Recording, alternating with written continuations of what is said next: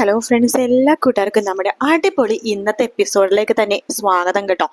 അങ്ങനെ നമ്മുടെ വാമദേവനാണെന്നുണ്ടെങ്കിൽ കിടന്ന കിടപ്പാണെന്നുണ്ടെങ്കിൽ പകയും അതുപോലെ തന്നെ ആ ഒരു ദേഷ്യവും പണത്തിനോടുള്ള ആക്രാന്തൊന്നും ഒട്ടും തന്നെ മാറിയിട്ടില്ല കേട്ടോ. അങ്ങനെ പുള്ളിക്കാരൻ ഇങ്ങനെ കിടക്കാണ്. ഡോക്ടർ റൗണ്ട്സിന് വരുന്നുണ്ട്, വാമദേവന്റെ അടുത്തേക്ക് വരുന്നുണ്ട്. ഹലോ വാമദേവൻ സർ, എങ്ങനെയുണ്ട് ഇപ്പോ എന്ന് ചോദിക്കുകയാണ്. വാമദേവൻ മുഖം കൊണ്ട് മാത്രം ആക്ഷൻ കാണിക്കണുള്ളൂ. ഇപ്പോ വേദനയ്ക്ക് കുറവുണ്ടല്ലോ അല്ലേ എന്ന് ചോദിക്കുമ്പോഴേക്കും അതിനൊന്നും മറുപടി പറയുന്നില്ല. വാമദേവനോട് പറയണ്ട്, എന്തെങ്കിലും നിങ്ങൾ സൈഡിലൊക്കെ പോകുന്ന ഒരാളല്ലേ, ഒരു സൈഡിലേക്ക് പോകുമ്പോൾ എന്തൊക്കെ ശ്രദ്ധിക്കണമെന്ന് നിങ്ങൾക്ക് നോക്കിക്കൂടെ? ഇത് കണ്ടില്ലേ, ഇപ്പൊ നിങ്ങളുടെ അവസ്ഥ വളരെ ഗുരുതരമാണ്. എനിക്ക് നിങ്ങളുടെ മക്കളോട് വേണമെങ്കിൽ ആദ്യമേ പറയായിരുന്നു, പക്ഷെ നിങ്ങൾക്ക് ഇത്ര പ്രായമായല്ലോ, അപ്പൊ നിങ്ങൾക്ക് പറയേണ്ടതാണ് കുറച്ചുകൂടി നല്ലതെന്ന് എനിക്ക് തോന്നി. അതുകൊണ്ടാണ് ഞാനിപ്പോ നിങ്ങളോട് ഒരു സത്യം പറയാൻ വേണ്ടി പോകുകയാണ് എന്ന് ഡോക്ടർ പറയണം. അതൊക്കെ കേട്ട് ഇങ്ങനെ ആകെ അത്ഭുതപ്പെട്ടിരിക്കട്ടോ വാമദേവന്റെ വിചാരം കുഴപ്പമൊന്നുമില്ല, ഡിസ്ചാർജ് ആക്കാം, അങ്ങനെയൊക്കെ വല്ലതൊക്കെ ആയിരിക്കുമെന്നാണ് കേട്ടോ. അപ്പൊ ഇങ്ങനെ കാത്തു കെട്ടി നിൽക്കുന്ന സമയത്ത് ഡോക്ടർ പറയുന്നുണ്ട്, അതെ നിങ്ങളെ വീഴ്ച വളരെ വളരെ എന്താ പറയുന്നത്, മരിച്ചു ജീവിച്ചെന്നൊക്കെ പറയില്ലേ, അതുപോലത്തെ ഒരു വീഴ്ചയാണ് നിങ്ങൾ വീണിരിക്കുന്നത്. നിങ്ങൾ വീണിരിക്കുന്നത് കാണാൻ നിങ്ങളുടെ നട്ടെല്ല് നന്നായിട്ട് തകർന്നിട്ടുണ്ട്. എവിടെ കൊണ്ടുപോയാലും, ലോകത്ത് എവിടെ കൊണ്ടുപോയാലും നിങ്ങളുടെ നട്ടെല്ല് ഇനി ശരിയാക്കാൻ പറ്റില്ല. അത് മാത്രല്ല, നിങ്ങളുടെ ആന്തരാവയവത്തിനും ഒക്കെ ഭയങ്കര പ്രശ്നങ്ങളാണ് പറ്റിയിരിക്കുന്നത്. ഓപ്പറേഷൻ ചെയ്ത് ഒന്നും നമുക്കിനി ശരിയാക്കി എടുക്കാൻ സാധിക്കില്ല. അതുകൊണ്ട് ഞാൻ വേറൊരു ഡോക്ടറെ ഡിസ്കസ് ചെയ്തായിരുന്നു. ഓസ്ട്രേലിയയിൽ നിന്ന് ഒരു ഡോക്ടർ വന്നിരുന്നു. ആ ഡോക്ടറത്തോട് ഡിസ്കസ് ചെയ്തിട്ട് നിങ്ങളുടെ കാര്യത്തിൽ ഒരു തീരുമാനമായിട്ടുണ്ട് എന്ന് പറയുമ്പോൾ വാമദേവൻ ഡോക്ടറുടെ മുഖത്തേക്ക് നോക്കുകയാണ്. ഡോക്ടർ പറയണ്ട, സോറി, നിങ്ങളുടെ ജീവൻ രക്ഷിക്കാൻ ഞങ്ങൾക്ക് ഇനി സാധിക്കില്ല, ഇനി അധിക ദിവസങ്ങളും നിങ്ങൾക്ക് ആയുസില്ല എന്ന് പറയാണ്. അത് കേൾക്കുന്നത് ഷോക്കാവാണ് വാമദേവൻ. കണ്ണും തുറച്ചു നോക്കുമ്പോൾ ഡോക്ടർ പറഞ്ഞു, സോറി, ഇത് നിങ്ങളത് പറയാൻ എനിക്ക് വല്ലാത്ത ബുദ്ധിമുട്ടുണ്ട്, പക്ഷെ പറയാതിരിക്കാൻ പറ്റില്ലല്ലോ. പറയേണ്ട കാര്യങ്ങൾ പറയേണ്ട സമയത്ത് തന്നെ പറയണമല്ലോ. കുറച്ച് കുറച്ച് റിസ്കിലാണ് നിങ്ങളുടെ ജീവിതം പോയിക്കൊണ്ടിരിക്കുന്നത്. എന്താ പറയേണ്ടത്, ഇന്നോ നാളെയോ എന്ന് പറഞ്ഞിട്ടാണ് നിങ്ങളുടെ ജീവിതം. ഇനി ഞാൻ പറഞ്ഞല്ലോ, വേണമെന്നുണ്ടെങ്കിൽ എനിക്ക് നിങ്ങളുടെ മക്കളോട് ഈ കാര്യം പറയാം, പക്ഷെ അങ്ങനെ പറഞ്ഞിട്ടൊന്നും കാര്യമില്ല. നിങ്ങൾക്ക് ഇത്രയും പ്രായമായല്ലോ, അതുകൊണ്ട് നിങ്ങൾക്ക് ഇനിയെങ്കിലും ഇപ്പൊ കുറച്ച് ദിവസങ്ങൾ മാത്രമേ നിങ്ങൾക്ക് ആയുസുള്ളൂ. ആ സമയത്ത് നല്ല കാര്യങ്ങളൊക്കെ വിചാരിച്ച് ദൈവത്തോട് പ്രാർത്ഥിച്ച് വേദനയില്ലാത്തൊരു മരണം തരണേന്ന് പ്രാർത്ഥിച്ച് അങ്ങനെ ഇരിക്കുക എന്നൊക്കെ ഡോക്ടർ ഇങ്ങനെ പറയാട്ടോ. അതൊക്കെ കേട്ട് വാമദേവനാകെ ഷോക്കായിട്ടിരിക്കുകയാണ്. പക്ഷെ ഒരു കാര്യമുണ്ട്, വാമദേവൻ മരിക്കുമെന്നൊക്കെ ഡോക്ടർ ഇങ്ങനെ ഓപ്പൺ ആയിട്ട് മുഖത്തോക്കി പറയണമെന്നുണ്ടെങ്കിൽ അതിലൊരു സെക്കൻഡ് പാർട്ടില്ലേ? അതെ, തീർച്ചയായിട്ടുണ്ട്. ഇത് നമ്മുടെ മഹാലക്ഷ്മിയുടെ കളിയാണ് കേട്ടോ, വേറൊന്നല്ല.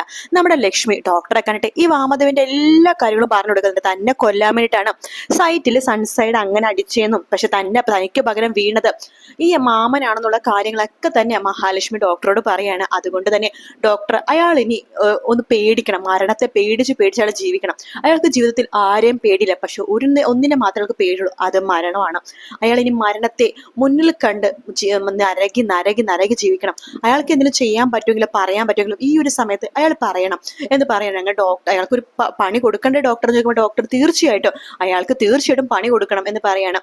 അങ്ങനെ മഹാലക്ഷ്മിയും കണ്ണനും പറഞ്ഞതനുസരിച്ചിട്ടാണ് ഡോക്ടർ നമ്മുടെ വാമദേവത്ത് ഇനി ആയുസൊന്നും ഇല്ല, 2-3 ദിവസം മാത്രമേ ആയുസുള്ളൂ എന്ന് ഡോക്ടർ പോയി പറയണം കേട്ടോ. അത് കേൾക്കുന്നത് വാമദേവൻ അത് വിശ്വസിക്കുകയും ചെയ്യും. വാമദേവൻ മാത്രമല്ല, അത് പിന്നീട് ഡോക്ടർ ആണെങ്കിൽ മേഘനോടും അതുപോലെ തന്നെ അമ്മയെടുത്തും മോളോടത്തൊക്കെ പറയുന്നുണ്ട്. അവരെല്ലാവരും ആകെ വല്ലാത്തൊരു ബുദ്ധിമുട്ടിലാണ് കേട്ടോ. ഈശ്വര, ഇനി എന്റെ ഭർത്താവിന് കുറച്ച് ദിവസങ്ങൾ മാത്രമേ ആയുസുള്ളൂ. മോളാണെങ്കിൽ അയ്യോ എന്റെ അച്ഛനെ കല്യാണത്തിന് മുമ്പ് പോകുവാണോ എന്നൊക്കെ പറഞ്ഞിട്ട് അങ്ങനെ കരയാണ്.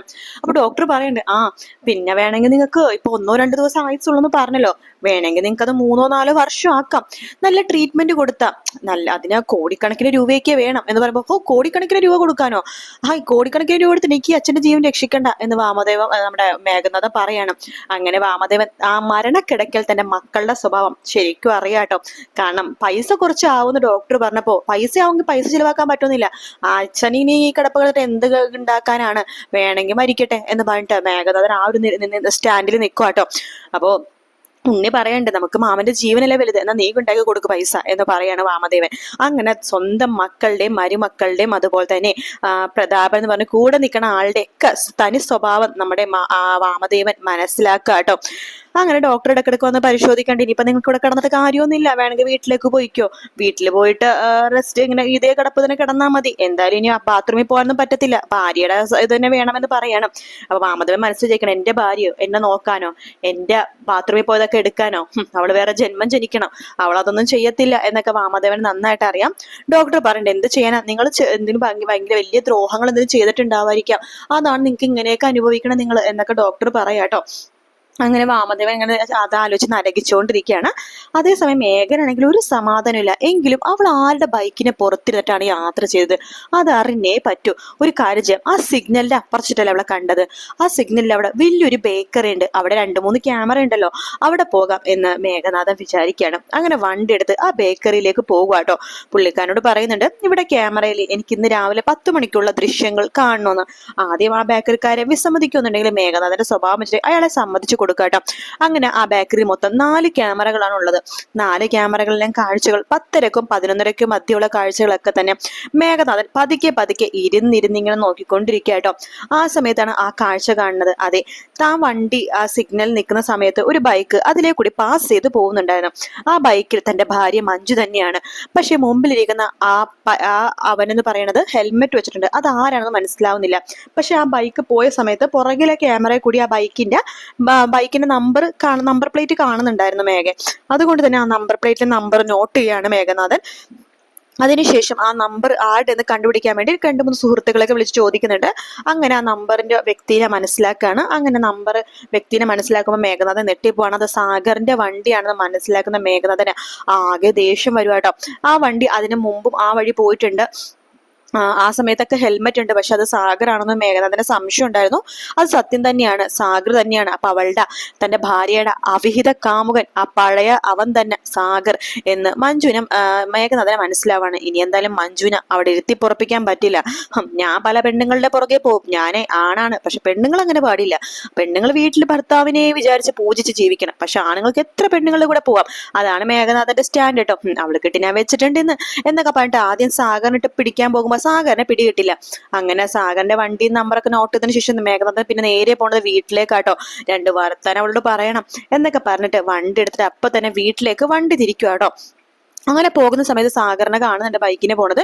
സാഗറിന്റെ പുറകെ പോകുന്നുണ്ട്. വേണ്ട, ഇവന്റെ പുറകിലല്ല, അവളുടെ പുറകിൽ ആദ്യം പോകേണ്ടത് എന്ന് പറഞ്ഞിട്ട് നേരെ വണ്ടിയായിട്ട് വീട്ടിലേക്ക് പോവാണ്. അവിടെ മഞ്ജുവിനെ വിളിക്കുന്നുണ്ട്.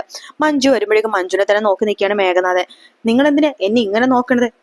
എന്താ കാര്യം എന്ന് മഞ്ജു ചോദിക്കുമ്പോഴേക്കും മേഘനാഥൻ പെട്ടെന്ന് തന്നെ മഞ്ജുവിന്റെ അടുത്തേക്ക് പോയിട്ട് മഞ്ജുവിനെ കഴുത്തിനെ പിടിക്കാട്ടോ. കഴുത്തിനെ പിടിച്ചതിന് ശേഷം കഴുത്തിനെ പിടിച്ച് ബലത്തിൽ ഇങ്ങനെ കൊല്ലാൻ പോണ പോലെ ഇങ്ങനെ പിടിച്ചിങ്ങനെ വെച്ചിരിക്കുകയാണ്. അതേസമയം നമ്മുടെ മാർക്കോസ് സാഗറിനോട് പറയുന്നുണ്ട്, ശരിക്കും മേഘനാഥൻ അടി കിട്ടി തുടങ്ങി. അവന്റെ ഭാര്യ ഇന്നല്ലെങ്കിൽ നാളെ അവൻ ഇട്ടേച്ചു പോകും. അവന്റെ അച്ഛനാണെങ്കിൽ ഇന്നല്ലെങ്കിൽ നാളെ മരിക്കാനും പോവുകയാണ് എന്നൊക്കെ മാർക്കോസ് ഇങ്ങനെ സാഗറിന്റെ അടുത്ത് പറയുമ്പോൾ സാഗർ പറഞ്ഞിട്ട് എനിക്കെന്തോ മഞ്ജുവിനെ അവൻ എന്തിനോ ചെയ്യുമെന്ന് ഒരു പേടി തോന്നുന്നുണ്ടെന്ന് പറയുമ്പോൾ മാർക്കോസ് പറഞ്ഞിട്ട് എന്തിനാ പേടിക്കണത്? അതിനേക്കാൾ മുമ്പ് അവളെയും കൂടി വിളിച്ചിറക്കി കൊണ്ടുവന്നാ പോരെ. പക്ഷെ അത് കണ്ണേട്ടനും മഹാലക്ഷ്മി ചേച്ചി എടുത്തേക്കും ഇഷ്ടപ്പെടുമെന്ന് അറിയില്ലല്ലോ, അതൊക്കെ ഞാൻ നോക്കിക്കോളാം എന്ന് മാർക്കോസ് പറയണം. അങ്ങനെ മഞ്ജുവിന്റെയും നമ്മുടെ മേഘനാഥന്റെ ജീവിതം ഇന്നത്തെ ദിവസത്തോടു കൂടി തന്നെ അതെന്തായാലും ആ കാര്യത്തിലൊരു തീരുമാനമായിട്ടോ. വീഡിയോ ഇഷ്ടപ്പെടുകയാണെങ്കിൽ ലൈക്ക് ചെയ്യാനും അതുപോലെ തന്നെ സബ്സ്ക്രൈബ് ചെയ്യാനും കമന്റ് ചെയ്യാനും മറക്കല്ലേ. മറ്റൊരു വീഡിയോ ആയിട്ട് വീണ്ടും കാണാം ഫ്രണ്ട്സ്. എല്ലാവർക്കും ടേക്ക് കെയർ, ബൈ ബൈ.